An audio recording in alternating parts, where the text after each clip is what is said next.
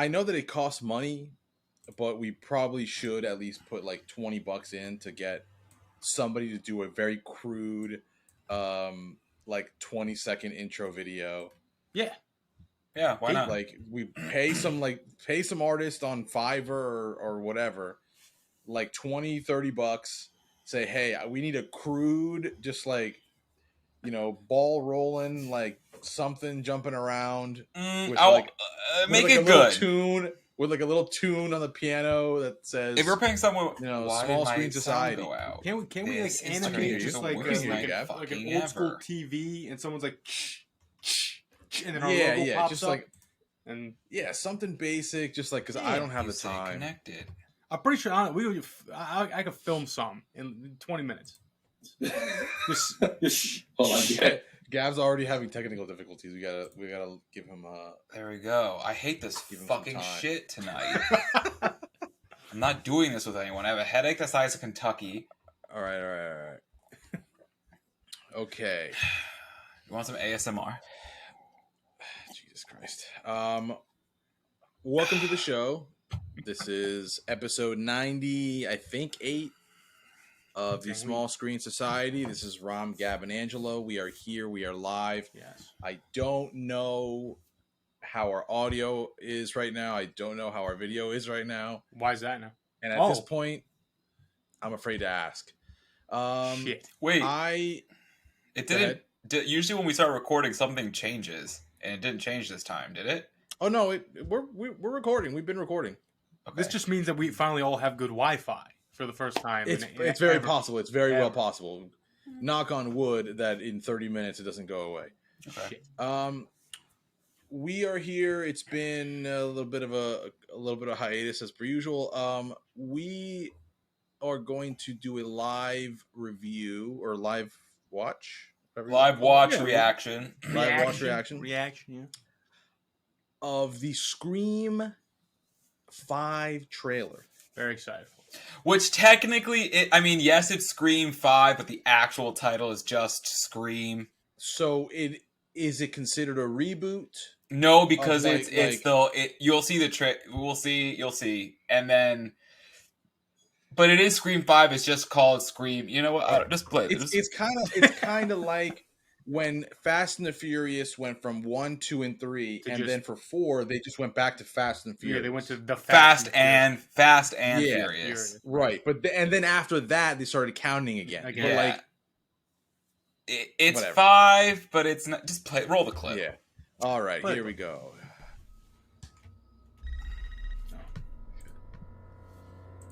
Okay, so we're still going with the wireless phone in the house. Love it. Yep, got a little more updated with the texting instead of the call. Okay. Oh, okay. Wait a minute. Funny, Amber. Would you like to play a game? Where have I seen this chick? Oh god, this guy. You think they got the same voice? There it is. There. Iconic. Okay. Doors unlocked. Oh, you gotta have the technical stuff. You gotta have the Wi-Fi. Technology locked in. Well, if they're unlocked, fucking, he's not there. Just go through the back. So, how the fuck did he get in so quickly? Doors were unlocked. And there's definitely 2 of them again. Oh, there has to be 2. There has to be 2 again. Hello? It's happening. Oh, let's go, she's Ned. back. Let's go. Oh shit, this guy. I'm Sydney Prescott. Look at him. Look at him. Like what all this has done to him. Yeah. Poor Dewey, man. Just feels different. Fucking Dewey, dude. Who the hell is this guy? Just someone probably gonna die. Oh yeah. Yep, Okay, right. I like that. I know who you are. Okay, I've seen this chick before too. This is your life now, which means that whoever this is gonna keep coming for you. Oh my god, the cliche like high school fucking freaks. Nice. Yes. Oh shit! Let's go, Cox. That's just a spoiler. Yeah. The cliche. To surviving. Okay. Attacks were all on people related to the original killers. Love it. Oh my god. Is this supposed to be a comedy? Past, And the first one technically was too. back here. Scream is. And I won't sleep. It's a good It's a satire. horror comedy. It's an ironic horror. genre franchise. Oh, Jesus, that guy broke his freaking foot. Same voice. Jesus. Are you sure it's the same voice? Sounded pretty. It sounds similar. It sounds similar. Yeah.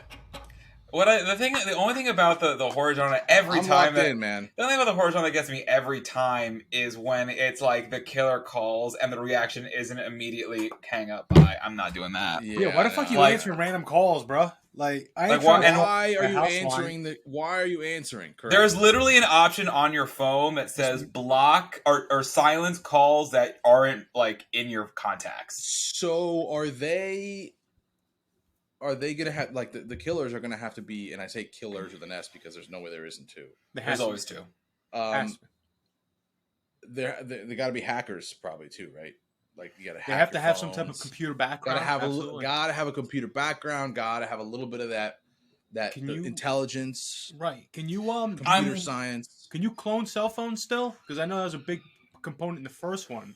So if you can clone a cell phone again, the SIM card, I don't know how that works. But yeah, you can basically. I think it's tougher nowadays to do that. Yeah. I'm curious as to what the quote unquote rules are this time around, because each of the other four movies, well, at least 2, 3, and 4, had because they are ironic takes on the horror genre. The rules, yeah. There's the rules, and like how 2 is the sequel, 3rd is the trilogy, 4th is the reboot. So even as they're doing like the whole shenanigans, they were able to get away with what they were doing just because they were playing fun on the rules of these things. Now, I've mentioned on here before that I have not seen 2, 3, and 4. What? You should definitely. So it's so hard to judge. Like, yeah, you should definitely watch them. You're definitely not gonna get the same feel as you got from the OG, obviously, but they're good. Correct.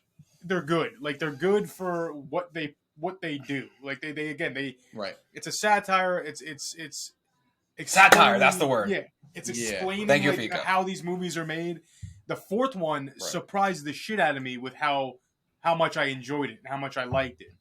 The 4th is my second favorite one. Yeah, I think I'm right there with you on that. Okay. So seeing this, I'm back. I'm like, this is gonna be. I have my expectations set a little high for it, but like in that horror scream genre high, you know? So, okay. I think I may have like fallen asleep to 2, but I need to watch them because I do want to understand what they did. Yeah. Like, I don't know how, because at the end of 1, the fact that they took it to 4 movies is insane to me. Like, knowing what happens in 1.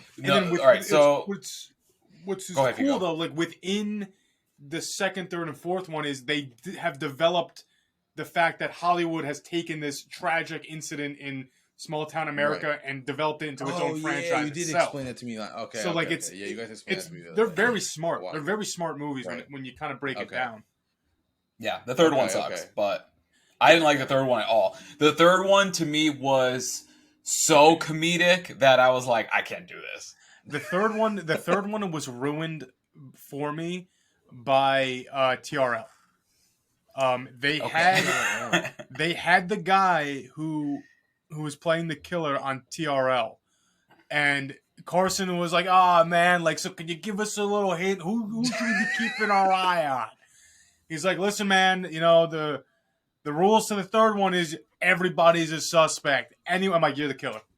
And sure as fuck enough, the guy was the killer. And like, it was crazy though, because he's like, "Listen, like they're taking this movie so seriously that our scripts like are all highlighted with different colors. So if we were to try to make a photocopy of it, like it would basically black it out." So he's like, "I'm on set trying to read my lines, and I can't fucking figure out what I'm supposed to say because it's in like this dark blue." So, like they took that shit real seriously. I think 3 kind of fell flat. But I do remember like the 90s, like how big these Screams movies were. Oh, definitely.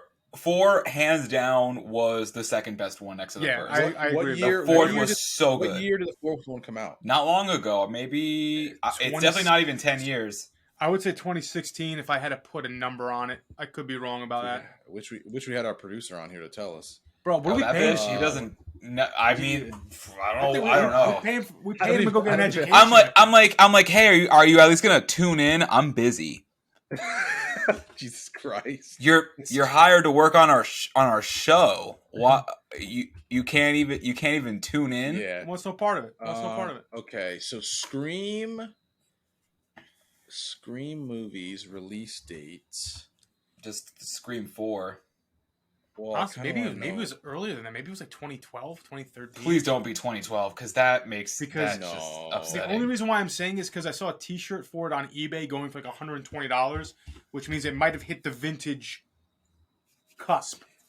And like everyone knows, I'm not a horror slasher guy. I don't like that genre of movie. And there's 2011. Okay. Shit.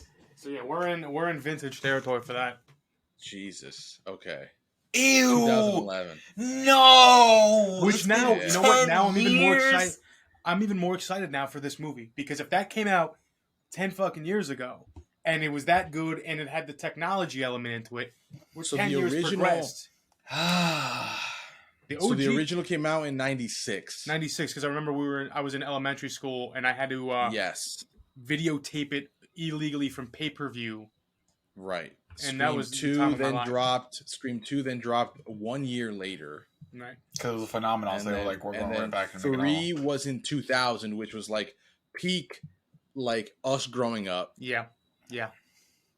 And then right after 6th grade, so we're in junior high. Yeah, we were wait, junior middle school. You're telling me that the gap between 3 and 4 is pretty much the same for years. 4 and 5?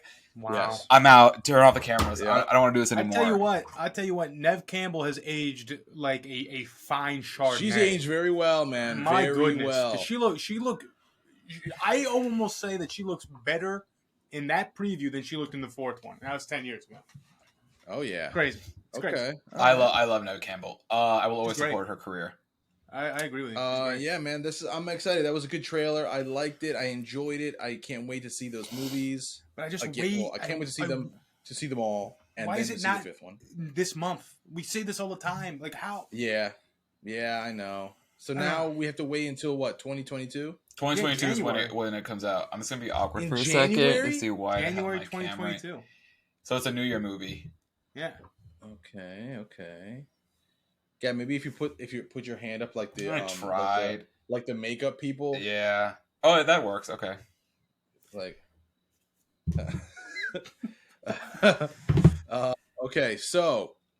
Yeah, I just last thoughts on that. Sorry, Ramel, if you haven't seen 4, watch 4 because it's the best one. I don't like the slasher genre. There's a lot of stuff in it that makes me very angry, uncomfortable, and upset, and that's particularly violence against women. I really don't like it in any kind of form of entertainment. Scream 4 is no exception to that. But there's something in Scream 4 where I have to give it to them. Ramel, you'll see after you finish it, where that violence is almost justified as a red herring. Because there's also Gab, women die. Ramel, don't. That's not what. No, don't. It's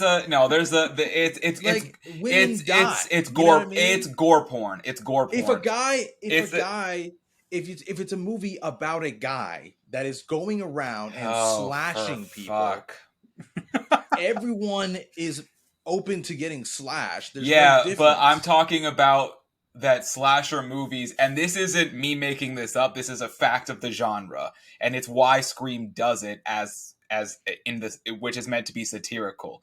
Right. The reason, in subconscious or maybe even a conscious way, there are dudes that like to see women get fucked up. So that's why it's such a huge staple to the horror genre. We know for a fact that the woman choosing death or safety always goes down death road. Right.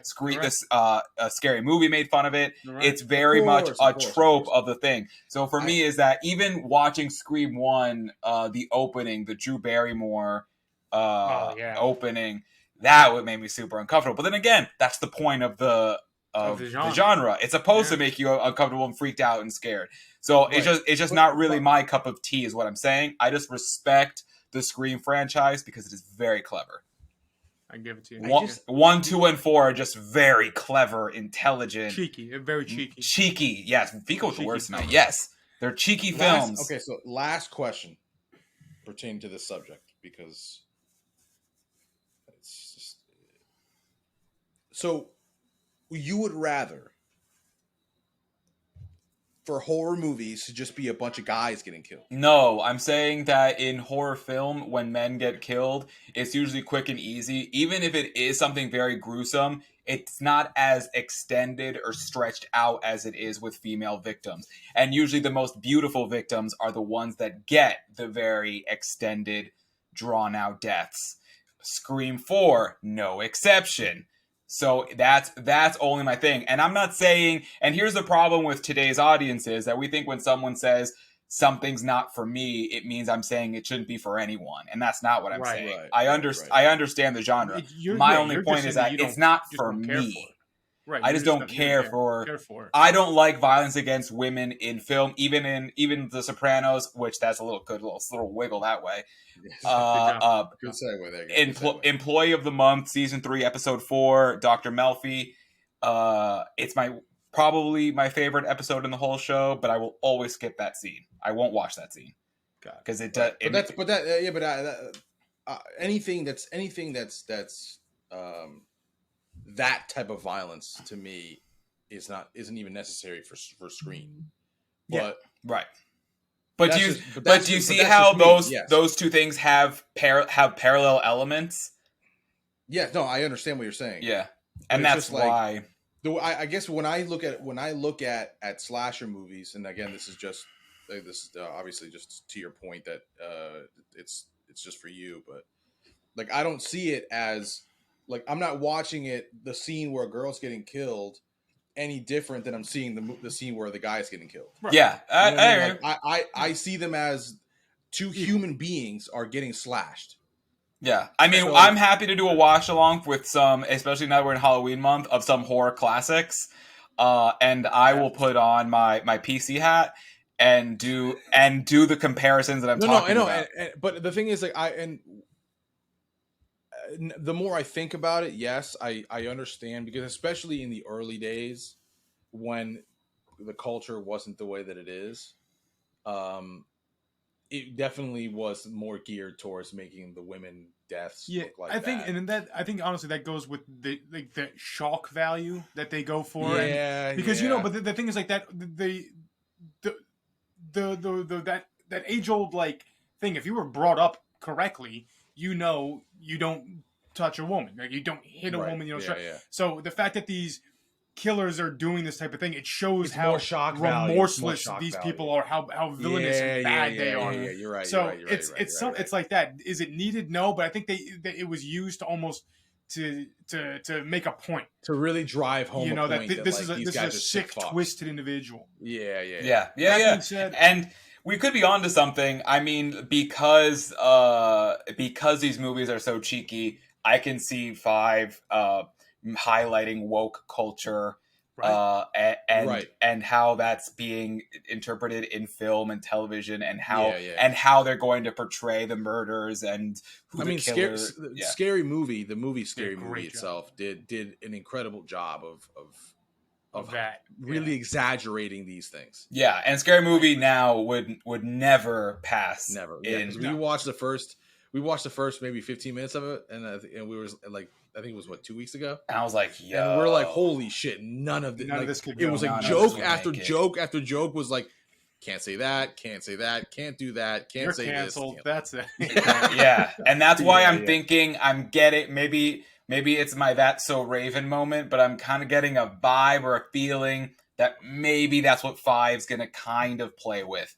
Is the rules of woke culture and cinema and what you can do, what you can't do, and the shifts, so I think that would be something. And if they did it just because of Scream 4, again, I'm really blowing their balls. It's just fantastic. It's one of the best. I think it's the No, fuck it. It's my favorite one. Fuck 1. Fuck Scream 1. Scream 4. Scream 4 is the best one. I love Scream 4. I cannot wait to watch them all now, so I can come in here and bash you if that is not correct. We'll do it. Let's do a Scream episode. Wait, I think we already did a Scream episode. We did the original. We did the OG. We did the original. So then we have to do all 4. We could do like a just Scream episode. Well, just a Scream episode. 4 movies. We should have for January. I can tell you what I can do for you, Rom. I have something called, I think it's AMC, not AMC Plus. Is it AMC Plus? It's one of the pluses. And they this month for Horror Fest, I think they have all the Screams. They might not have 4, but I know they have 1 through 3. I'll give you the login information. Get in there, watch it in 1080p, high quality definition. Give it a look. AMC's good though because they are allowed to cuss. And they don't really cut. Oh, true. Shit. Yeah, I forgot about that. So it's a good way of doing it without having to buy shit. So I'll hit you up on. I'll check them out. We'll have an episode in the future for all 4 movies, and that way we can really digest, revisit this conversation and discuss which ones are better than the others. Cool. Many Saints of Newark. I wanted to. So we're doing 2 big things here in this episode. Obviously, other than the Scream trailer, we're doing a review of Many Saints of Newark and a review of Squid Games. Squid Game. It's not. There's no S. Squid Game. Sorry. So I want to start with Many Saints of Newark first because I would rather, and this is a spoiler for me for the conversation, save the better for last. I agree with you. So let's just go ahead. Let's dive right the fuck in. What are our thoughts on Many Saints of Newark? Angela, I'll let you just a little bit quickly describe what the hell this shit is about and why they even why. I can't even tell you what the fuck it's about, Ron. I can't tell you because. That's the problem. It's a movie about Dickie. You can't listen. I am all for Hollywood, just letting us know what a movie's about. But don't flash Gandolfini's son all over the trailer, making it think like I'm about to see a freaking Tony Soprano come along movie, and then you have to deal with fucking Dickie the whole time. And then we got 2 Ray Liotas. You got this bullshit. The guy's wife looked more like Carmela than fucking Tony's girlfriend did. We got 30 seconds of Carmela. Listen, and she says what 3 words? She said 3 words of it, and she winds up on her ass on the sidewalk because Tony's got a loose cannon. I mean. Like literally, there's that meme of that taxidermied monkey thing that just stands there like this. Yeah. That's how I was for the most of the film. Gandolfini's kid's in it for maybe 18 minutes. The taxidermy monkey or the cat. And the thing is, they had me. I had a couple drinks that day. I was feeling good. I had some pizza. Right. Everything was shaping up. So did I. Great evening. When I watched this movie, I had some whiskey on me. I'm sitting there. I'm like, all right, here we go. I'm gonna sit down. We're going to watch this. I'm going to have a great night. 2 hours of basically Sopranos prequel. Let's ride. And an hour in, I was like, you know what? I can finish this tomorrow. Yeah, I think at one point Brianna looked at me. He was like, how long is left in this? I'm like, 45 more minutes. It's like, well, what are we doing here? It was... This is the perfect example. This is the perfect example of rushing something out just to get it out. Where if you would have developed it as a series, given it 7-8 episodes to really develop characters and get some shit going, something. Yeah. So at the end of it, I had that same exact thought. I was okay. This is either one. They simply just didn't have enough of an idea for this, and they tried to make something that could have been like a random episode in the middle of the show flashback episode, where like sometimes they do like a flashback episode. Yeah, 100%. It's like it felt like they almost took an episode that could have been a flashback episode, and were like, let's just take that idea that was probably thrown out and then make it a movie. Right. But they didn't have enough, so like they just kind of just fucking did whatever. There's so many things. Or they had an idea and they were like, let's make it a movie instead of a fucking show because they want to put it out quickly. Right. But again, like maybe a show would have been better. Maybe a show would have been better for us to see to get a better understanding of why we even had to. Like, it didn't have to be a 6-season show. Just maybe a one. It could have been one season miniseries like Queen's Gambit. It could have been one season, maybe two, and you had everything kind of lined up. If it wasn't going to be all about Tony, I'm fine with it. That's not my biggest thing. I just hate where they kind of lie to you. And it's like, this is what this movie's about, and you watch it, and it's like, no. Right. There's just there's so many things that were going on in my mind watching this. I'm like,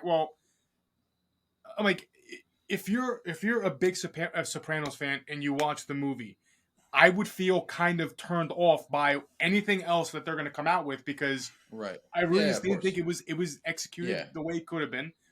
I'm not being an old man yelling at a cloud. I don't think it was executed the way it should have been. What they have now, though, I guess, is the framework where if you actually want to follow Tony now from the point of him growing up to getting made, and then from the point of him getting made to where this actual show starts, you have that ability. It seems like his son's on record saying he doesn't want to play any other character in his whole career unless it's Tony Soprano, which I think is, I mean, it's a great ode to your father, but come on, man, let's get some paychecks in you. But even more so, if you make those into series, that you could get 2 years out of Tony Soprano at 16 until he gets made, and then 3 seasons out of him getting made to where the show starts. Like, you have the ability to really capitalize on this. I just don't know if I want to go through it because I feel slighted now. I completely agree with. After I saw the movie, basically how you were just asked like, "What's this movie about?" and you were like, "I don't know," and that's really where I was like by the end of it. I'm like, "What did I just watch, and why did I watch it? Like, what?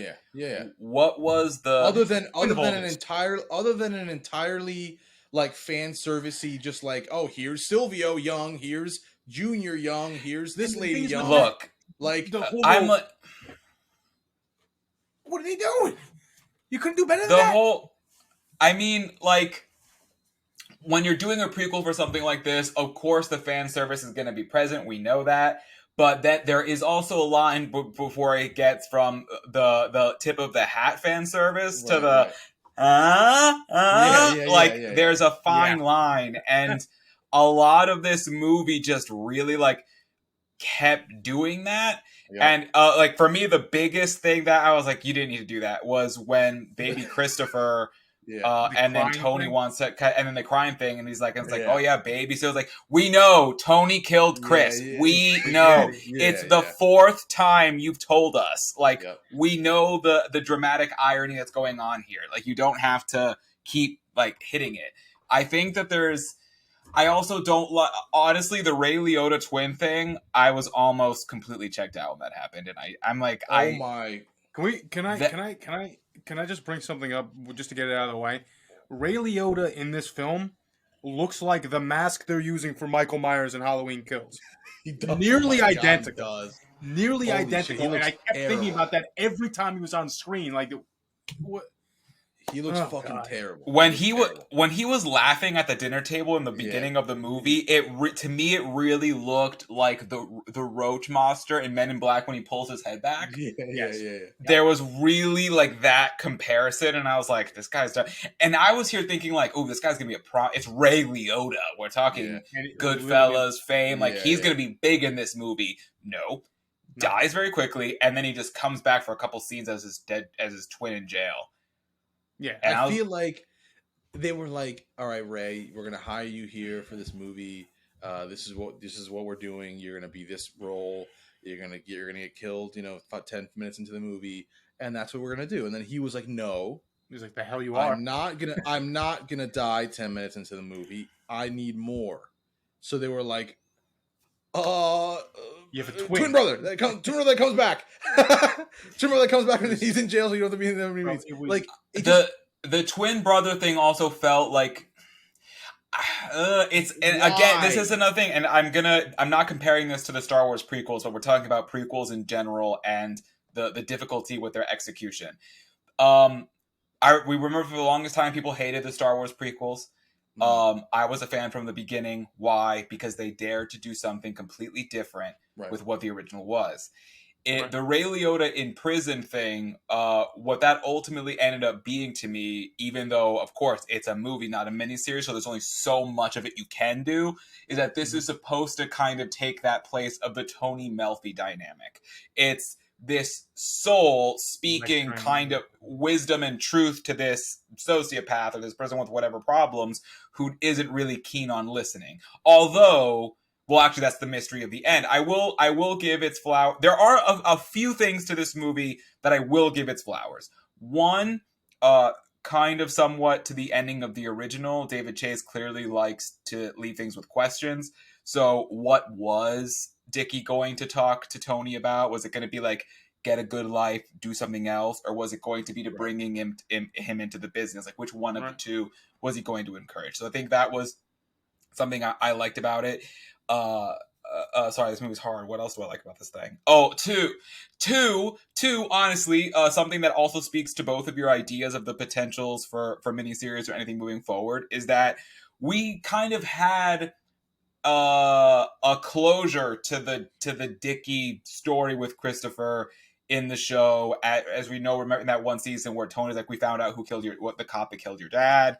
And then the guy was like, no, like I didn't kill. But like we've been watching so many Sopranos by that point. We're like, kill the motherfucker, Christopher. Yes, he did. Yeah. And now it's clear like that's not true. It was fucking Junior, and that also is not out of character for someone like Junior. Correct. So it didn't. Junior. I hate Junior with all. I fucking hate that guy. I hated Junior. I hated Junior in the original, and I hated this motherfucker here. That's one of the positive things that they did right. That's something they did right. Because it made me hate Junior the same way that I hated him in the show, and that was very well done. Plus, the guy that acted as Junior did actually do a good job. Pretty good. Did it really? Did dumbass glasses and shit? Yes. Yeah. Good job. Yeah. I actually liked, and I feel somewhat. I almost want to like do some research if it was intentional that the actress who played Livia Soprano looked so much like Carmela, like her. Because we know that Tony throughout the series.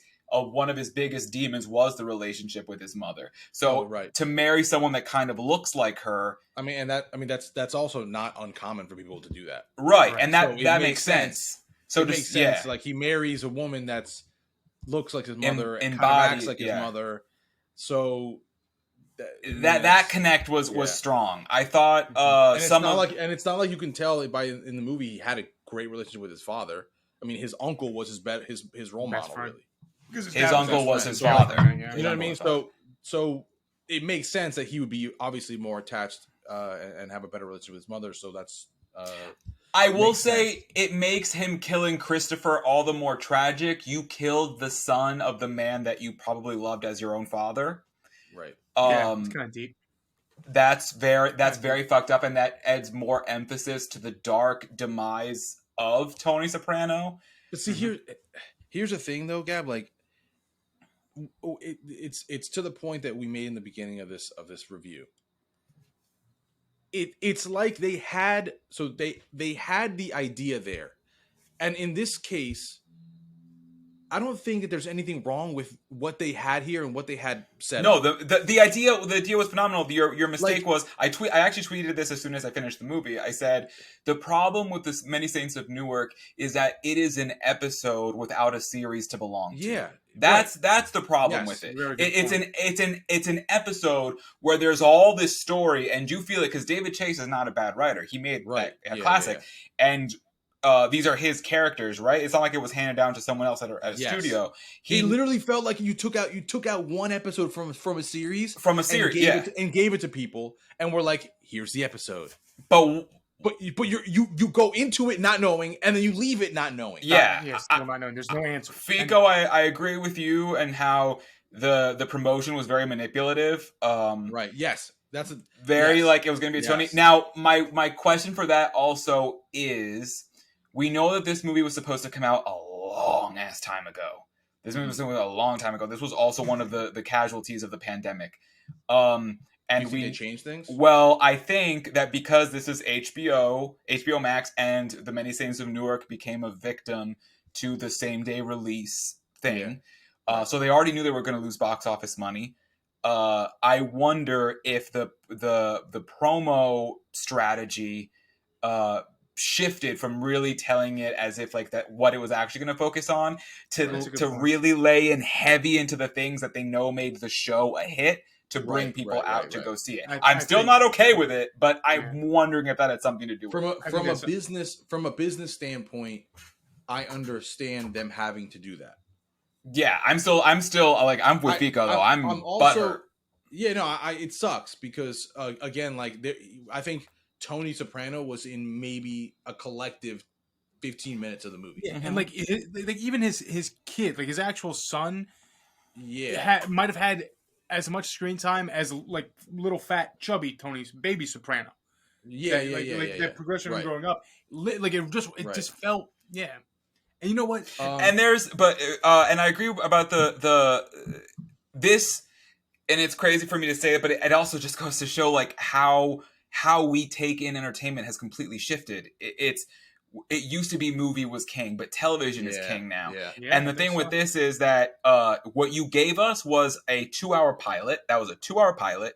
Right. And there's more to tell because even though I don't think he said him by name, but I know that in the scene with Carmela, the friend, that's Jackie Aprile, Senior.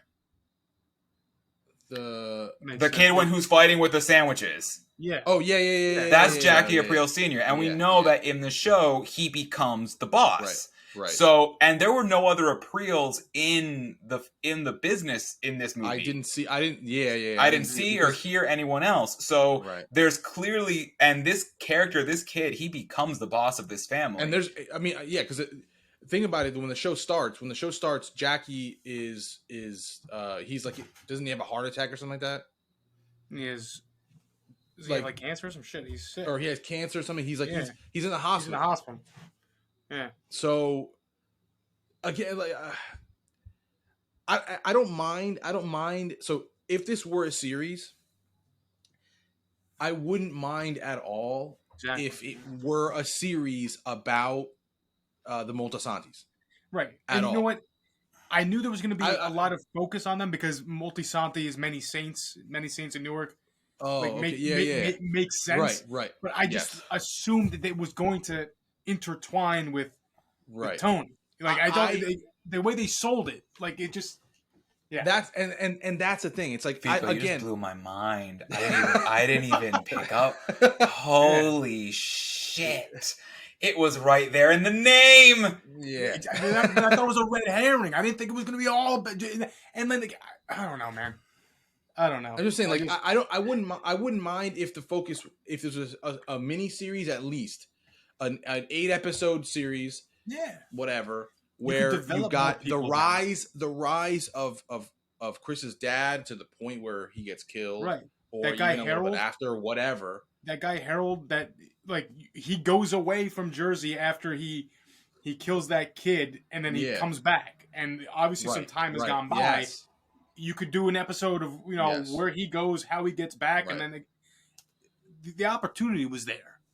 I have a question. Is it clarified who is the boss of the family in this movie? Is it Tony's dad? No, it's They did mention. It's not Dickie. It's not Dickie.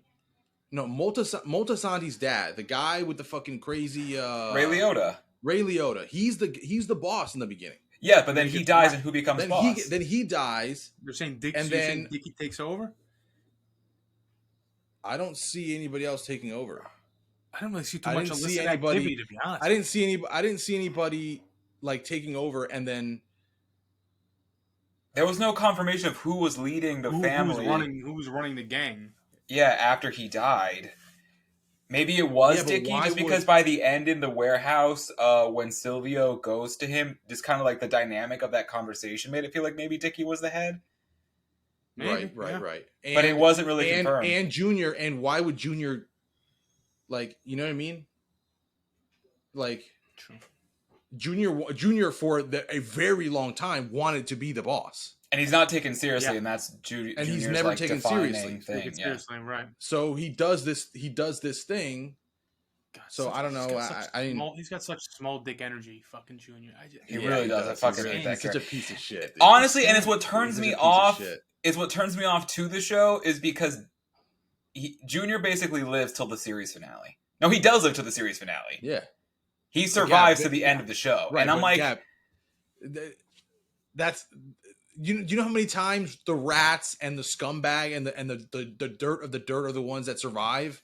Yeah, I know. Cockroaches are what survives fucking nuclear shit. You know what I mean? I think it could definitely be a good... I think it would be a great one and done. I think I want to see his son... really evolve with the role. I think that's agreed. Where and when in Hollywood are there opportunities like that where you get to play your father's iconic role? No, and there's moments in the movie where he is playing him and he does the voice so well. I mean, I don't know if that's just his natural voice or he's trying to do his dad's voice. He's trying to do he doesn't actually. But it sounds like him, and there's the profile is like that's him. The ending scene. Yeah, it's just it's there's moments where you're like, God damn it, I want more of that. I want more of the kid. And that's the thing, like, but it would be too much if it was another series based on him. Yeah. So I don't mind it being him being a side character that's also growing in a series about this. Right. I wouldn't mind that. Again, another That's So Raven moment. I think it's happening. I think that whether it's another movie, or some kind of a miniseries, I really do think it's going to happen. I do. Yeah. I think there's enough of a fandom for it, even if it's just an HBO Max original. If HBO can bring back fucking Game of Thrones type shit, God damn it. Yeah. Like after a severe botch at the end of it, big then like huge. Then I'm pretty sure they're okay with. They can possibly bring something back like this, even if it's just they'll get people to watch. And HBO is not shy with doing like miniseries where like they're not going to overly extend it. Yeah, right. I think that's definitely possible. So I just don't see. I mean, they have the weaponry now to go ahead and maybe give us what we expected this movie to be. Yeah, I just I hope they do it in a better way. Last question that I have, really, because that's nothing else that I really need to say about this. The casting. There's one casting that I have a very big problem with. So you already said the first letter. You know what I'm going to say. So Silvio. Yeah. No. And Paulie. So these are two characters that in the original show are so important and iconic, not because they're major roles, but because they are like they're ultimate side characters. Yeah, they're ultimate supporting roles. Yeah, supporting. Yeah, and you got these two guys come in that those two out of all of the casting, to me, felt the most forced. Exactly, and I feel like they gave in the look, screen time to kind of like, hey, look, the guy that's Paulie. With the nose and like the hair like starting to kind of like go white, but then like that one was just didn't look good. It didn't look good, and neither did Silvio. Silvio was very forced. I think that was the most the acting of like him, the way how he stands, and like it all felt so fake and so forced. Right. Paulie to me didn't feel as bad as Silvio because Silvio was the worst. Silvio was the worst because the problem with Silvio was that it didn't feel like you were playing Silvio as much as you were doing an impression of Silvio. Impersonation. Yeah. I agree. Yeah. It felt like an impersonation. Right. When they're at Janice's party thing at the beginning, and what's his face calls them, and Janice was pretty good. Janice was very good. Very small little scenes that she was in. That's Janice. I was like, whoa, that's Janice. That's Janice. That's fucking Janice. They really nailed it with that casting. When Silvio turns around at that party, I was like, oh god, no. Yeah, it was just too. It was too. Is it him? It was Is it too much of him a when look the at me toupee comes off? That's him. That's Silvio. That's yeah. Silvio, right? Yeah. Yeah. It's just. Yeah. It builds, the movie builds to something, like, I feel like I could talk about it forever. It builds this race war. It builds this thing that never never happens. We had the one scene where the guy from Leslie Odom Jr. where which I did like that scene where they're shooting each other and then The like, shootout, he walks in with the shotgun. Like, I loved that scene. That was like my favorite scene though in the movie. Mm-hmm. That was a good scene. Same. And it again, like, this is something that I would have liked to have continued. I mean, the thing where the girl sleeps with him. Yeah. Again, that's something that I enjoyed, that little bit of that drama. By the show. That's what I'm saying. It's an episode. Yeah, it's an episode. I love she tells him like yeah, she was good. She was really good. And this is the funny part, like, she learned English so Camila fucking Cabello, fast. She learned English so fucking fast. Yeah. She goes from not being sport to like full on conversations in like maybe 2 years. It's great. It's great. Right. I'm sorry, like, the moment I saw her in bed with him, like, girl, you're getting aided. Someone's like, oh, you're getting aided. You're dating a Multisanti. You're getting aided. Yeah. And she's telling him, and the thing is, she's wearing like that white, which is also that symbolism for death. And there's just that giant body of water right there. I'm like, you had to do it now. Yeah. Could do it in a public place, you know. He just gave you a salon. You just made bittersweet, passionate love in a bathroom. Yep. It was leading up to that. It was always going to happen. The second that I saw the scene and she was the one in bed with him, I said, it's over. Aided. She is dead. She's getting aided. See you later. Good night. That was fast. I thought. Okay, this is definitely my last point here. What I didn't understand was Chris. Mm-hmm. I thought that he says that Dickie says that his actual wife, couldn't have kids. So Chris is from the Italian chick? The actual wife, yeah. Yeah, it's from the Italian girl. From the Italian, yeah. Chris not the Gumad, not the Gumad. He of the actual wife. Yes. So eventually she was able to have a kid. She was able to have a kid, yes. Oh, okay. So I thought it was like his wife couldn't have a kid. So then he had a kid with the Gumad. That's right, though. And then, then like, you know. Okay. No, she had it with the somehow down the road. They were actually able to have Christopher. Okay, that makes sense. Which is probably makes it easier for him to be able to kill the Gumad because expendable. Your actual queen is. Yeah. Plus, she was banging his father. That's a kind of weird dynamic. Also, very true. Yeah, it's very strange. But you killed your father because he was hurting her, and then you do it. It's like Chris was doomed. Weird because like Chris was doomed from the start. Yeah, Chris was doomed from the start. It's a bad porno. Yeah, poor kid. Jesus Christ. Poor kid. Okay, scores. It's the top part, boys. 5. Oh. It lacked a vision of a story of its own to tell. It didn't know what it wanted to be. You made some characters caricatures.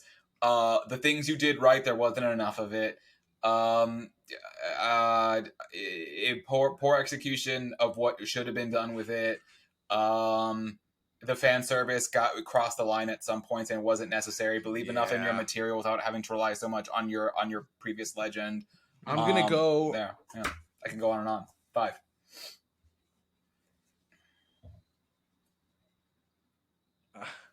I'm debating between 4 and 5. Ramel, this is a mafia movie. Whack it.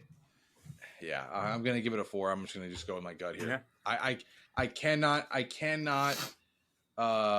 forgive them taking something that was so good, so incredible for years and butchering it by thinking they could just give us 2 hours of like a shitty prequel that doesn't like it got a 4 because I like the original Sopranos so much. Yeah. I know. I gave it a.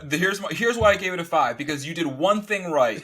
You retconned something in the original series that enriched it by revealing that Chris's father's death was actually done by Junior. Oh, and, yes, yeah. And that gives that was right. And that makes me wonder, what else with proper time and investment can you do to enrich the original? Correct. If you keep doing this, because that makes the actual show. Now you watch that scene with the cop and Chris's thing, and even Tony's dynamic with Chris, completely different. Give me more of that shit. A prequel should enrich the original. Not copy, enrich it. And that's the only thing to me in this movie that enriches the original story. The rest, the rest is just crappy fan service. I go into this movie with so much, so much promise. I thought that I was gonna get for it. I thought I was gonna get just a great 2-hour just romp in Soprano land. I didn't get that. And it's one of those things where someone asked me, they were like, well, if it wasn't attached to Sopranos, it would still be a good flick. No, to be honest, not really. No, it wouldn't. Not really. Dead straight. I'm like, no, it wouldn't be. It was like if it did. The only reason why I didn't turn the fucking thing off, probably like 45 to 50 minutes in, is because I still had hope that something was going to happen. Like Tony got a little bit older, like, okay, here we go, Ben's going to pick up. Didn't happen. And because I'm so hurt, and because I feel so slighted, that's why I'm going to give it a 4.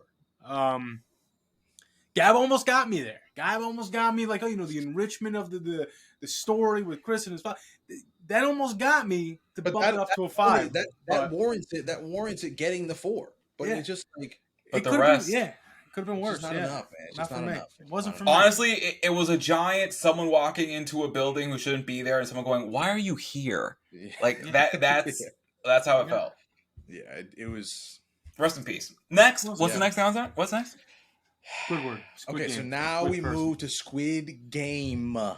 It's probably the most prolific series I've ever watched. The currently with 111 million views.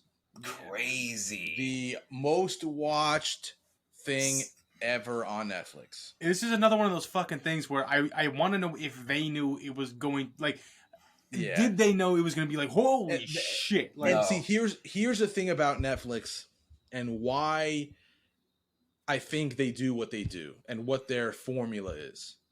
Their game plan is, and has been now for a long time, it's, we're going to release 1 million things. And if 2 or 3 of these things pop, with Gucci, like they play the numbers. If 2, 3, 4, 5 of these things pop out of like 200 different shows, like that's a shit ton of views. Well, here's the thing with Netflix and what all of them are doing, and why it's taken so long for HBO and Disney and the new streaming services to catch up. And we've talked about it on the pod before. The thing with Netflix is that because of their data collection, they are collecting data on what shows and movies people are watching, or how long they're watching it, the repeat factor, and from that algorithm, they are able to cross-reference genres and types, and know what kind of stories they want to invest in that risk factor that you're describing, Ramel, of what has probabilities to be a hit. Yes, and that's how Netflix creates its content. Disney has been no different. Disney. What they highlighted at release and what they put on there, they're collecting data and they're seeing, oh shit, of all of our classics, of everything that's in here, this is what's getting a lot of attention. This is what's getting a lot of, so they're figuring out X-Men. So this is where they're going to like to figure out how and when they're going to invest in stuff. Which is on a level a little bit scary. A little bit. But that conversation is entirely on its own a very big, huge wormhole. And So back to the show because any you can say that about pretty much any technology at this point. Yeah. So in this scenario, you've got Netflix doing playing this numbers game, and this is another one of those things like Tiger King, like fucking whatever the fuck else they do out, Bird Box, whatever. That let's dump this all out there. Oh, this looks like it. a thing that it fits the criteria of what we've got here in our numbers. It already was created 10 years ago in fucking Korea. So fuck it, let's do it. So let's just grab it. Let's grab it and dump it on there and see what happens. It probably doesn't really cost them much of anything because it wasn't popular before. You know what I mean? Like it wasn't a thing. It was a thing that got thrown away a few times before. Like Power Rangers, just literally came from there, and so these are things that life here. These are things that probably don't cost them much, and the result is just holy shit. You hit a lot of it. I think, but when you're saying like, do you think that they knew that what they had on their hands was a hit? I mean, I think at the very least that like anything, like you have confidence in what you're putting on, but these kind of phenomenons, they're lightning in a bottle. You can't really predict them. Exactly. Like they didn't know that Bird Box was going to be what it was. Bird Box was for the memes. There's no way. There's no way that that they put out Bird Box thinking, because Bird Box in reality was not a good movie. It's not. No. It was a meme. It was a perfect meme machine. They put out a movie with every criteria, and that's what it became. They put out a movie with Sandra Bullock being like, all right, we have some star power. Let's see what happens. And the internet does what the internet does. The internet did what it did. Yeah. And in this scenario, the internet did exactly what it did, and it spread it through word of mouth. And God, I'm happy about it. Or word of tweets, whatever you want to fucking call it. But holy shit. It exploded. So 3 days into like the release, or 3 or 4 days into the release, or maybe it was already released. I don't know when it got dropped. I remember seeing like 3 or 4 days. I remember like, 3 or 4 days. Yeah, I remember 3 or 4 days where I was like, I'm repeatedly seeing people discussing this on social media, right? And I don't know what the fuck this is. Mm-hmm. Yeah, like so why is red light, green light trending right now? Yeah, and then I kept seeing the fucking green jumpsuit and the fucking the PlayStation logo head guys, and I go, okay, something's up. Oh, Siri heard me say PlayStation and searched it. It's awesome. So technology. So I go, okay, all right, man. I'm locked in. Enough people are watching. Enough people are talking about it. So I gotta try it. And then I saw the first episode, and immediately I was like, "This is the same vibe as Parasite. That same style of movie making, TV making, whatever. It's that same style, but like." Maybe kicked up a little bit of a notch just because of the gore in it. Because although Parasite did have like gore at the end. Yeah, and that created if you've seen what's that movie? The creator of Parasite did another movie about that train. What's it called? Oh, that's Snowpiercer, which I also enjoyed a lot. That's very gory and violent. Very gory, yeah. It has the similar vibe of Parasite. Yeah. Yes. And I think, man, South Korea guys, so y'all killing it. Killing it, South Korea. This show, I honestly, like, first 30 minutes of the first episode, I was like, okay, I get what this is doing. I get what this is doing, but I wasn't like, I wasn't, as we like to say, locked in. I wasn't locked in. I wasn't locked in. And it was like I got into the first episode being like, that's okay. What do you got for me here, guys? Why is this so popular? The moment that I felt, you know how in on locks, when you turn it and then like you put it over the hole, but you don't push it in all the way. It goes in. But it's not. But locked. I hadn't pushed it in all the way. It's like kind of like the Phantom. As soon as the first few guys started getting shot in red light, green light, I was like, "Yo, guys, I think that could be a segment for our show called Small Screen Society Locked In, where we each get exaggerated giant locks." And we watch a first episode of a show, right, and then we go around and being like, I'm not locked in. I'm not locked in. Yo, get on Amazon now. Find gigantic locks. Giant locks. Giant lock. We need to get a graphic ready to go. Agreed. I agree. For the bottom there. Because our review should be for the end, but for pilot episodes or first episodes and trailers, we have to decide if we're locked in. Yes, correct. Facts. You're right. Facts. You're right. So in that scenario, that was when I was like, "Oh, that's where this is going." And then, of course, that's when I pushed it in as soon as I saw that like half of the crowd got killed after the first episode. I was like, "All right, yeah, I'm pushing it in. Let me go to the next episode immediately." And then I think I gave it a standing ovation. When, it was like when everyone's trying to get out in their bed and everyone's just getting mowed down. Like,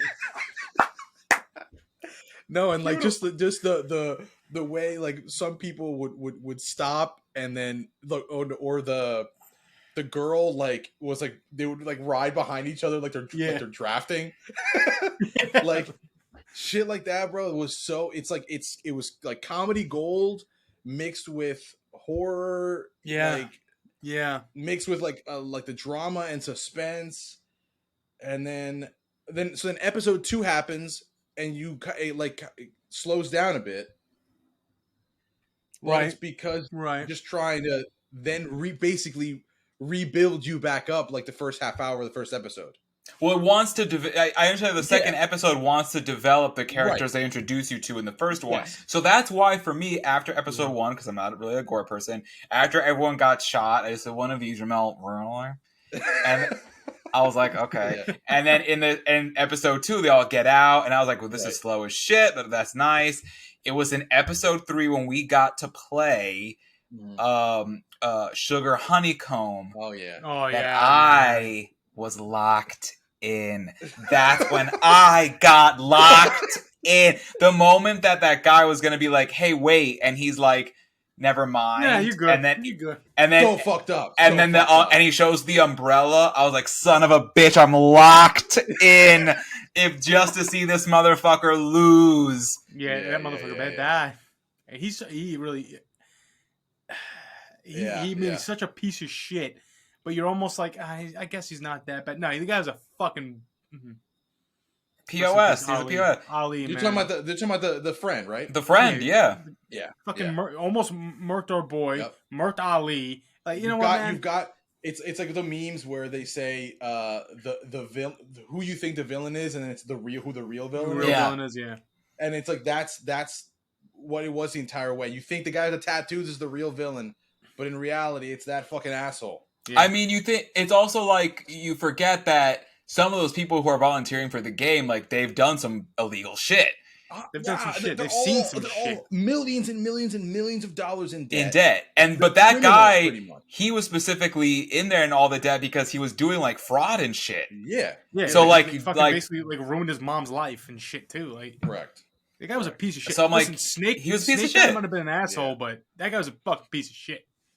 I will say I did enjoy that, and shame on me because the show got me because the reason why the first episode I really wasn't locked. Hated the main character. In the first episode, I was like, this is a phenomenon. This is a phenomenon. I'm almost out. The second the little girl opened the present and it was a gun, I was like, boy, bye. Bro, dude, there's so much shit about this show that makes me laugh that probably shouldn't. Like that one's a great little little line, but like every time there's like a mass death and the forklifts come out bringing out the coffins and they're just like beeping and it breaks the tension so well. Yeah. Whereas like these people literally just sent like a whole mess of people to their death. They're feeling fucked up. And same to me with the coffins that have like just like the bow. So like, but that makes me wonder, like, is this something that South Korea is like known for in their filmmaking and in this kind of like thriller horror-esque genre with this remarkable break the tension moments? Because there's even in Snowpiercer, Pico, have you seen that? I haven't seen it. No. You should watch it. Watch it, Fico. It's very fucked up. I've heard of it. So it's not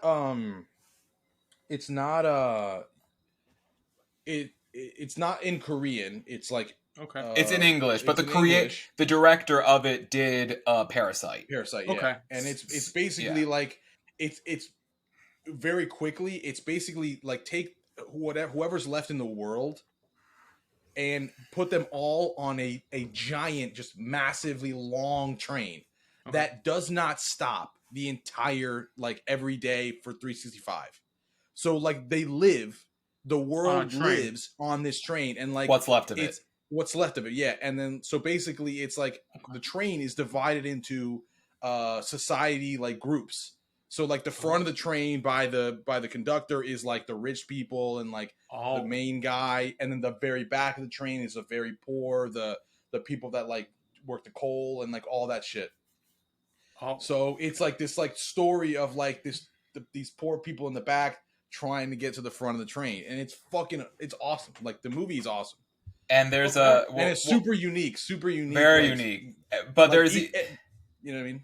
There's just a scene reminds me particularly in that movie where there's like this kind of violent, high tension fight moment, and where they cross this bridge at the train crosses this bridge, and then everyone on the train goes Happy New Year, and then the one of the characters goes, God, another year, I hate getting older. And it's just like this strange like, why comment during this moment, and it seems like I thought this was just something about this director, but now I'm wondering, like, is this something that is just that South Koreans do in film with their genre of these thriller movies? Because I would agree, there's a lot of moments in the show that's very cut the tension.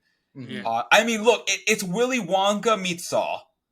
No, exactly. With a little bit of Hunger Games. I said it really did remind me of Saw, like right away. Yeah, it's a funny Saw. Yeah. I saw tweets of people saying you can tell who grew up, like you can tell who's too young, that they didn't grow up with like all the Saw movies. I think that like this is like crazy. Yeah. Because it's like, this is nuts, and this is like, you know, gory and crazy, but the Saw movies were disgusting. You ain't seen shit. Yeah, when you see a girl gets her hand stuck in a jar full of needles and the blades, that is the most uncomfortable I have ever actually felt did make me like a. And like the thing is, like the guy was basically like, these needles have AIDS on them. Figure it out. It's like if you pull your arm out too soon, you're just gonna slit your wrist. So yeah, it's fucked up. Yeah, it's like you're fucked. But yeah, man. So fucking Jigsaw, what a guy. I guess the main question, really. So we all know there's all the games that happen, and then as it goes on, the crowd of players whittles down to, you know, as you would guess, the main characters that are kind of being followed throughout the show. Right. First of all, what did you feel about the last game, the actual Squid Game, and how that was handled, and then to the reveal, or the big reveal at the end of the show? Because some people liked it, some people didn't like it, some people thought it was anticlimactic. Well, some that's people kind expected it. I didn't. Really? For the most part, I wasn't like, oh my god, like, shocked. But there were moments, like there was a moment in an episode, I think it was the episode where they have the VIPs come in with the helmets. And in the beginning of the episode, the main guy. You're talking about the review. I thought you meant about like the final game. No. I'm talking about the reveal. The reveal. Oh, okay. Like I liked. I guess so. The part one of my question was, I liked the way they ended it. I liked that battle between them two at the end. I enjoyed how it went down. I didn't think that I wouldn't have liked if they had both walked away. Like, right. You know what I mean? Like I know he was telling him, let's walk away. Let's not fucking do this till the death. Let's walk away. We both keep our lives. I don't think that I wouldn't have liked that. I like the way that it ended. You done went and done all this shit so far. I mean, right. What I like about this was just a point that from before that I want to finish. I felt because the reason why I said the show got me was because I hated him so much in the first episode and who this guy was. But there is one episode before before they go in for the fourth game for the marbles when he's keeping watch with the old man, and he takes an opportunity to tell the old man about when he lost his job. And his daughter had just been born or something like that, and like how it was like it just all of a sudden everything was just declining and falling apart. So that made me feel bad because where I say the show pulled a fast one on me because it's serving as a metaphor for a lot of people in the real world who find themselves in dark places, making poor choices, doing things that are not beneficial to themselves or the people around them or the people that they're responsible for. And we just automatically just peg them off as terrible people who don't care about anyone but themselves without taking a moment to reflect on, well, I wonder what could have possibly brought them there. And you see, and there's multiple clues, even from the very first episode, that when he sees the old man, his immediate thing is concern for him. So he isn't a selfish person. He isn't the graduate that the friend was or the polished profile. But just because someone finds themselves in shitty circumstances or perhaps makes poor choices because of where their mind is at or what life has kind of burdened onto them, it doesn't necessarily mean that they're bad people. They're just probably overweighed by what's happened to them. Yeah, I agree with that. That's a good call. And so I think that ended up being probably my biggest takeaway from the series and the main character, and why I thought it was very smart television on how it was able to trick me with that one, because I wanted this guy to fucking die. And I think it's just very smart. The reveal though, Ramel, I think for me there was two moments in particular that I thought, wait a minute. And it was when they're playing red light, green light. You're looking a little too happy running across that field, motherfucker. Yeah. You're looking a little... But the thing is, like, up until that point, and up until way further into the game, I just thought this old guy doesn't give a shit because he's dying of cancer anyway. Right. So, like, I was like, this guy doesn't give a shit if he dies or lives. But it wasn't a fair. But here's my problem is that the guy with the black mask, like the ringleader of it, he kills the doctor guy who was doing for not making the game fair. Because it's fair, game. Right? It's not fair to the people who came here looking for a real shot, and you're depriving them of that. Right. Well, the old guy you gave the marble game to that guy because he would have actually won because he was the main character was out of marbles and it was his time to go. And then during tug of war, because the old guy was a part of their team, he had to basically give them the idea on how to win it. Right. And he coached obviously that idea didn't work, but he did coach them going up the elevator on how to do it, how to best win it. It also goes to show that this old man, he was ready to die playing tug of war, motherfuckers. He was ready. Yeah. What was he gonna do? Stop the game and be like, wait, I'm up here, guys. Like, that's what he says at the end. Like, he did the game to risk. Like, he didn't care because he wanted to live life one more time. You know what I mean? Yeah. He knew he had no time left. But it was cheating. He cheated and he gave the game, and I think gave in those two instances, he got that guy further towards the end and kind of propelled him to be the winner. So I was like, yeah. Then it wasn't really a fair game. Yeah. Right. But then again, it's also like, who gives and if the doctor had from hell. Like, he's like the owner of the game, basically. So obviously the manager, Black Mask guy, he's going to be very strict on the rules. He's being directed to do this. Yes, but my point is the main guy. He can do whatever he wants. Right, but my point is that there's clearly this divide between the points of view of this game, where we know that the Black Mask guy is a previous winner of Squid Game. He's the brother of the cop. The cop, and it meant something to him, I guess, because by like what it means for people, then like this opportunity, and clearly that doesn't align with the fucking main guy, because the main guy's like, I like him, I want him to fuck y'all, I want this. Did you guys assume that the cop was going to be the brother of this guy? Yes, I knew. Like for me, I was like, there's no other way it's going to be anyone else. It's either someone in the game or it's that motherfucker with the mask. Exactly. If it wasn't an he couldn't find player, it was gonna be him. once he couldn't find who the player was. And he confirmed that the guy, his brother, wasn't dead. Right. Then there was no other option for it to who exactly, because like, why the fuck else are you there? Like, there has to be some. My only other. Oh god darn it! My camera turned off. What an idiot. Oh no, it didn't. Yeah. Okay. I was hoping that was just us that couldn't see it anymore. No. I don't know what the hell happened. Here you go. God darn it! Of course. Oh, we were so close. We had 115 fucking minutes. God damn it. Piece of crap. Shit. Don't worry, we'll be back. We'll be back in 3 seconds.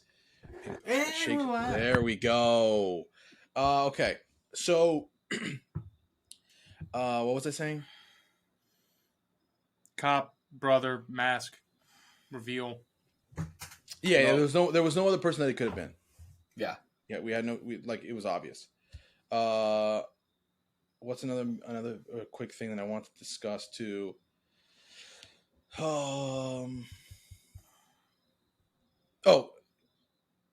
Favorite side characters? I thought the crazy bitch was awesome. She was hilarious. I think she was great at what she was supposed to be. Yeah, I thought she was sense. Like, I thought she was so funny, like when she bangs the guy with the tattoos. And then kept calling him like baby, like they're in a fucking relationship after like 2 days. And then the guy keeps fucking her over, and then she kept like, and then she tried to get him killed. Like, she was crazy as shit. But I thought she was a great character. She was willing to die to get back at him. Yeah. Like, she was nuts. She was crazy. She was a fun ass character. I thought she was a fun ass character. I thought that she was. A ass character. I actually think it would have been a lot more boring if she wasn't in there. Yeah. Because the majority of the characters were very somber. And like even when they drag her away from the marble game, and when they all come back and she's still in there, she's like just taking a nap. It's like. It's like that's exactly what I thought was going to end up happening. When I saw her back there, I was like, "Yeah, she's not gone." And then the tattooed guy was like, "God damn it!" Yeah. Yeah, and I thought it was a fitting way for the end of the end of the line for the tattoo guy to get killed by her. Yes, that made as a result of her. Like, it had to be that way. And she told him too, like, if you fuck me over, I'm gonna kill you. Yeah. That glass bridge game was fucking nuts. Yeah, that game's was crazy. That was crazy, especially with the fact that the guy at the end is like, "Yeah, this whole time I've known which ones are the right ones and which ones aren't." Right. And he's just letting people just die off. That was a good strategy, of course. No, that was a good. That was like a good morality element between the main character and the friend, because the friend pushes him immediately to figure out what the last one is, and the guy's like, "How could you do that?" And he's like, "He knew, the entire time and told no one." Yep. So this show brings those Darwinist elements to the forefront in such a great way. And you actually, first of all, for the fifth game, actually, I did when they were having to pick the vests. I was like, well, for fun, which vest would I pick? And I said, I'd pick 5. Let's see what the game is. And so I'm like, I would have died. Right away. I would have fucking died. I immediately was like, I'll just go last because like I'll figure it out. Like if it's timed, fuck. Right. Like I'm sure as hell not going first, and then the whole middle thing. You take the risk. You take the risk if you go last. You let everybody else die off before you if that's how it goes. Mm-hmm. Right. But you risk the fact that you're probably going to be last, and you're going to have to do everything very quickly. But if you go first, you're the first to die. Yeah, exactly. I pictured myself a lot in all of the games. So like I would be every game that came up, I was like, I wonder how I would do in this particular game. Dude, I definitely would have chosen Umbrella. There's no way I wouldn't have. There's no way. I try to tell myself triangle. Out of all the shapes, I would have probably picked Star.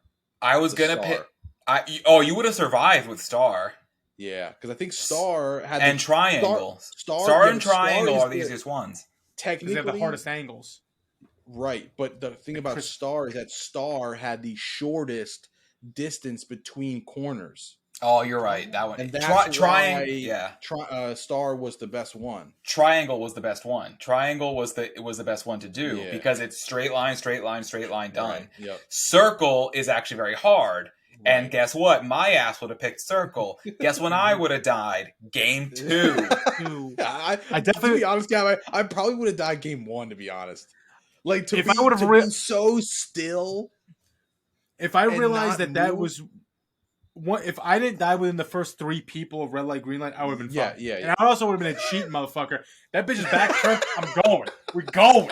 I would have just like for red light, green light. I would have just like slumped my whole body and it's kind of like ogred and then stopped and then like ogred and then just like so because if you're like doing like full on like this, like how are you gonna freeze? It's harder to stop. It's harder to stop. But that's the problem.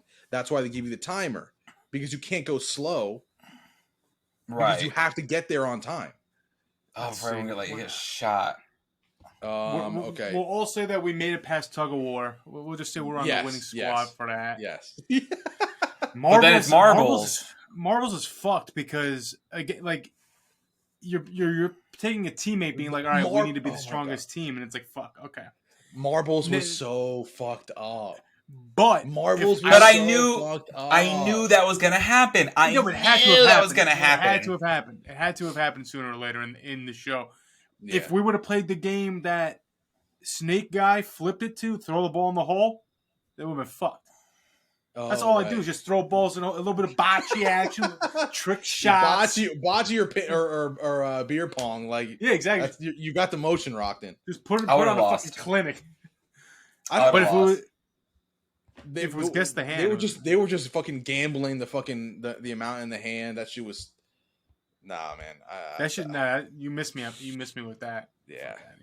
If that's another that gets 50-50. Look, the main point is I would have never passed the glass bridge game. Glass bridge thing's 100%. Rather glass bridge. Regardless, I'm dead. I would literally have asked the guard that was standing with the guns back there and being like, could you give me just a large glass of Everclear?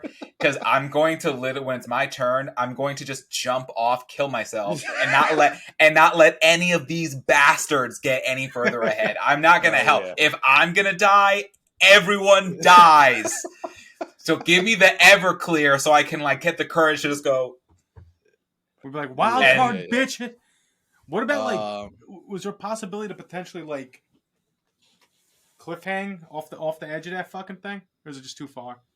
I wonder. So they said that the glass that would break. My question was, could you slide, like how you're saying, like are you saying hang or slide? Just like if my whole body weight if my whole body weight's not on there. Correct. If I'm going, if you crawl first, if you crawl along the line, like so, you've got the 2 pieces of glass just like that, right? And you just drag yourself slowly across the middle of the 2 glasses. No, they shoot you. One breaks, but your half of your body is on the other glass. They would have shot you off. They literally turned off the lights because they figured it out. Which was fucked up. They should have that was fucked up. That also was a thing of like, that's not fair. I mean, they let people lick the fucking cookie. Yeah, so you should have not turned the lights off just because they had those VIP guests that they did that. But the cookie thing, like, if the VIP guests were there, they'd be like, that's cheating. Shoot them. Oh yeah. Also, I would have 100% probably died in the barricaded lights out war. Oh shit! That the was lights out. fucked up. That was fucked up. That's why Dude, they didn't give him any dinner. That was a fucked up scene. I would have died 1 bajillion% there. I would have died 1 bajillion%. That's where I would have signed the alliance with Snake Guy and just I would have 100%, killed as 100%. many people as I could. You find that in that those are the scenarios where you find the strongest team. It doesn't matter what piece of shit is on it, and you align yourself and you kill. That's all you can do. I would not have been able to take a life. The whole thing. I was thinking the whole way though. It's like first chance I get, I'm killing the fucking Snake Guy. So I could go around wreaking havoc in the dark, cracking necks, stabbing, ripping acting like out. you're part of his team. Yeah. But then last minute, boom. Right. As soon as main character guy and him are kind of going at it because of the girl, I'm up behind him just. Oof. Yeah. Here's my thing though. Bro. I could see myself going up behind someone to do one of like the neck turns, and all I do is end up giving them like stiff neck, and then he's like, "Ah, what are you doing?" That's still painful. No, yeah, you crack his neck like a chiropractor. Like, oh, that felt like, good. And like, I would have stood there and be like, I just like accepted my fate, just being like, I deserve to die. I can't even break a guy's neck. Yeah. Here's my question before we wrap this one out, and another fun question. If Squid Game was in America, what would the games be that we would have to play to survive? I feel like it'd be like a fucking beer Olympics, man. Like there's beer pong, flip cup, the bitches love it. But it has to be a childhood games. Dodgeball is definitely one.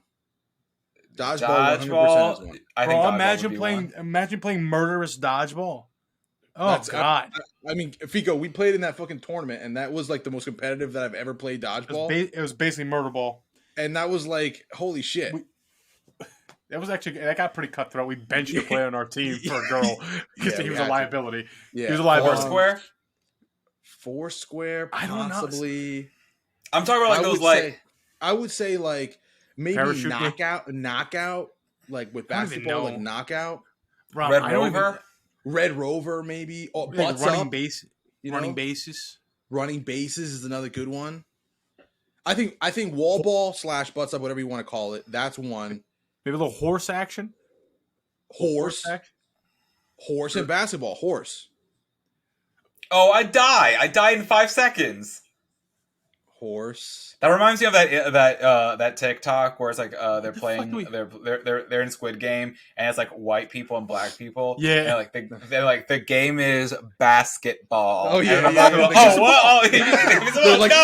They're like running on them. Oh man. Oh my god, it's hilarious. Yeah, man. I think dodgeball is one. Maybe Pokemon, maybe wall ball. Pokemon? Can we play Pokemon? Oh, I'd survive if it was Pokemon to the death. Oh, you know what? Probably maybe like hopscotch. Like I know that's more girls played that, but like that's still a game that was big in childhood for like kids. What did they make us play like on blacktop days? Like Foursquare. Cops and robbers. We started playing on robbers. Tag itself. Tag beat. Oh wait, what are we talking about? Musical chairs. Oh, musical chairs. Musical chairs would definitely be musical chairs to the death would get so violent because musical chairs at a party when you're drinking gets fucking violent with all the adults. Yeah, because you're pulling the chair out from people on purpose. It would literally turn into like murder to get to sit on the chair. That'd be entertaining television. That'd be television. I think they need to make Squid Game. 9, and I feel like that really hinders on the fact of do not make a second season. Don't make sense. No, don't do it. I don't want a second season, but Netflix will because they need hits. Yeah, but I agree. I don't think they need it. You made a perfect show. I love open-ended endings. And it's Did he fine. get on the plane? Did he get not on the plane? Did he not get on the plane? Oh, he definitely didn't. He definitely didn't get on the plane. And I'm like, but even in that, it's like, it's not a complete story. I also think the cop brother who fell to his death didn't die. He would be in a season 2. Yeah. Because that's not resolved, that's not finished, and so I think that there's definitely more story there to tell. And this guy wanted to go after. He didn't get shot in like the head. No, he shot. I think the brother purposely shot him, kind of like in the shoulder, and gave him somewhat of a chance to survive the fall.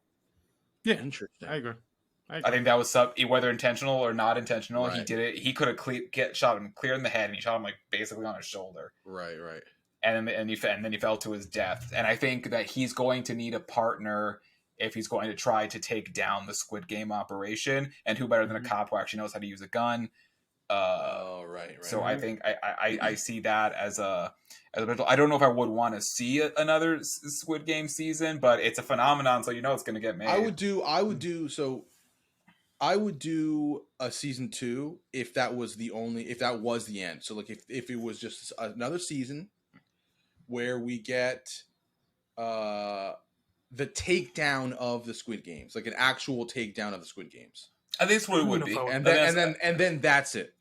Yeah, I would watch that because one, I in my selfishness, I would love to see more people getting killed in fucking random games. So that would be hilarious. And two, just because like I think that would still close out the story, be just as good. Actually, I agree. I kind of agree with you because that actually does remind me a little bit of the actual Hunger Games. That in the second movie, when they go back in, it's really more of like they're infiltrating this, and it's kind of they're like a lot of the people who get sent into the game are kind of like it's kind of on purpose. Yes, right. And they're really just trying to survive the game to a certain point when they can break in and do what they're going to do. And I would like to see that aspect of the game. Yeah. Where it's not just the people that are there are there to survive, but they're also there to do something bigger. Yeah, and that maybe they get to some players, and then they're kind of like feeding them on the. So there's the outside portion, much like what the cop was doing, and then there's 5 new games and 5 new and more characters. I would watch the hell out of that, and it ends there. Like they succeed, they take down the fucking Hunger Games or whatever the fuck you want to call it, Squid Games, and then that's it. I agree. I'll watch it. Fine, fuck it. You convinced me. I do it. I'm gonna go also with a 9. It's a good show. Great show. Yeah. I mean, it's almost a 10. I don't know why I'm giving it a 9. It probably should be a 10. Actually, I'm gonna give it a 10 because I actually really did enjoy it and didn't have any problems with it. Actually, fuck it. You're right. And I watched it every episode through, like wanting to watch the next episode. At no point was I like. No, I was like, I need to watch the next. We got to finish this. Like, immediately. And they stuck the landing. No, wait, it's still a 9 for me. I don't like. Actually, no. They actually. I'm trying to. The girl that dies. That when the guy kills the girl.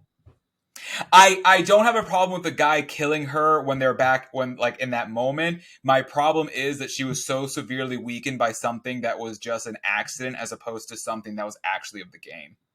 Oh, that's fair. Right. Yeah. I didn't like that they kind of cheaped her out in that kind of bad luck thing. And they kind of just used her to give you the final straw. This guy's a dick. But I do like the one where he's banging on the door and it opens and you think they're there to help, but really it's just them to bring the coffin. I thought that was very well done. But for that, I'm gonna stay with my 9. Otherwise, pretty much a perfect show. Yeah, I'm gonna go 9 also. You guys pretty much outlined it pretty well. Yeah, it's great show, man. fun. Good show, I laughed. Good show. I laughed. I cried a little bit. It was good. Like we say, rewatchability. This is a show that if somebody told me they had never seen it and they want to see it, like I would watch it with them again. With them, yes, because you want to see it. Their reactions, yeah. And that alone gives you the success. You have success there. Yeah. Did you watch it? You guys watched it with subtitles, right? Like in Korean? I watched it. I watched it dubbed. I watched it dubbed. Really? And with subtitles. And let me tell you, that was 2 different things. There was a point in the show where even Stacy was like, we watch every show, no matter what, if it's English or another language, with subtitles, because we like to really understand what they're saying and not miss anything. Mm-hmm. And we were like, you have to turn off the subtitles because they're saying stuff that is not even close to what the subtitles are saying, and they're both in English. Yeah, I wouldn't. And it's like, what the fuck is this shit? I watched it in Korean and with the subtitles, and I thought it was a pretty good way of watching it. I almost regret not having watched it in Korean I would have liked to have watched it in Korean with the subtitles, but Most people that I've talked to have watched it with dubbed. So well, also because the voices too. Also, some of them didn't match the fucking characters, so I was just like that kind of turned me off a little bit too. But it's annoying. Yeah. For me, it's just I prefer dubbed regardless, because when I'm trying to read, I always miss something. You miss stuff, right? That's true. You miss nuances, you miss little things and expressions or moments that aren't left to dialogue but left to other things. And so I want to be able to fully focus on and as an anime fan, like the sub dub thing is a very big part of that experience. Do you prefer to watch things subbed, or do you prefer to watch things dubbed? I'll watch things subbed because I want to get access and just watch it quickly if it's something I'm anticipating. But then I'm immediately like, I can't wait to watch it dubbed because it's going to be a much richer experience. Because you're actually watching the show, not watching everything. Okay. And taking it all, every frame in, and that's so. To me, they're in anime. They're different experiences, and for this, I just knew like I'm always going to be a dubbed person if there's the option. Gotcha. All right, boys. Well, good job today. We did it. We got through it. Absolutely. Our longest episode to date. No cutouts. No cutouts. No cutouts. No. That's very key. A little bit of a technical difficulty with the camera, but not full cutouts. 135 straight. We are getting better with our internet. Look at us. Thank God. Okay, we will hopefully be back next week. We have to be back next week because we have to break down everything from Fandom this Saturday. That is very true. It's very possible that me and Gab will be live on Twitch. Wow. From the couch watching Fandom on Saturday. Actually, let's do that. And we will have that episode up as like a little special in between episode. Right. But until next week, we will see y'all later. All right. Later. Peace out, y'all.